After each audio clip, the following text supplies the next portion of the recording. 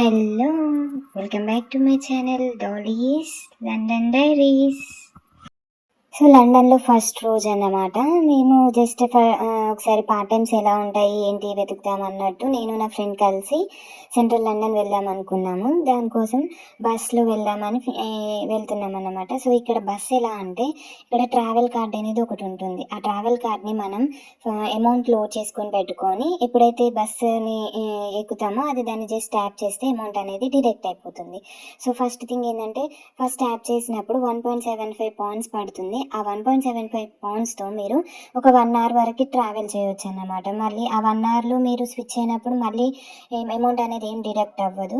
So after 1 hour మళ్ళీ మీరు tap చేస్తే దెన్ అందులో నుంచి అమౌంట్ మళ్ళీ 1.75 కట్ అవుతుంది.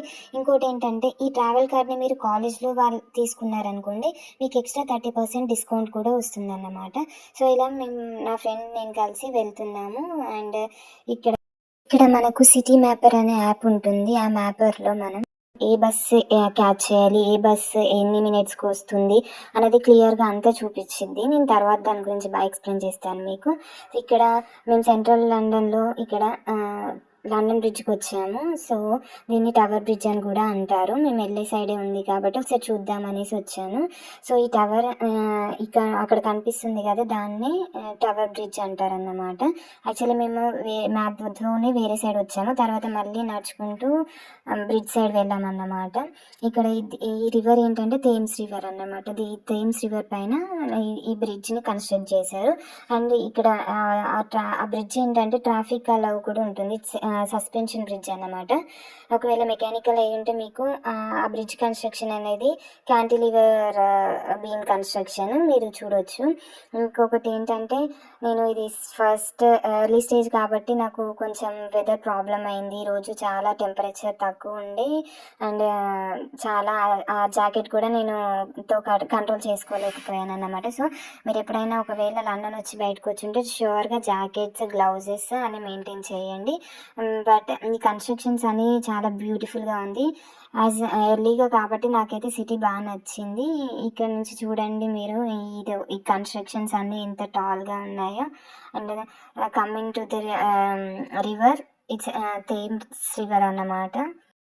యాక్చువల్లీ మేము వచ్చింది పార్ట్ టైం సర్చింగ్ కోసం, బట్ ఈ బ్రిడ్జ్ దగ్గరనే మాకు చాలా టైం అయిపోయింది. ఇంకొకటి మాకు కొంచెం బస్సెస్ వెతకడం చూసుకోవడం కొంచెం ఫస్ట్ టైం అయ్యేసరికి కొంచెం ప్రాబ్లం అయ్యింది. బట్ ఫైనల్లీ ఇక్కడికి రీచ్ అయిన తర్వాత కన్స్ట్రక్షన్ నా బ్రిడ్జ్ మాత్రం చాలా బాగా నచ్చేసింది. బట్ ఇక్కడ చాలామంది జనాలు కొంచెం ఎక్కువ ఉన్నారు, యాజ్ ఇది టూరిజం ప్లేస్ కాబట్టి.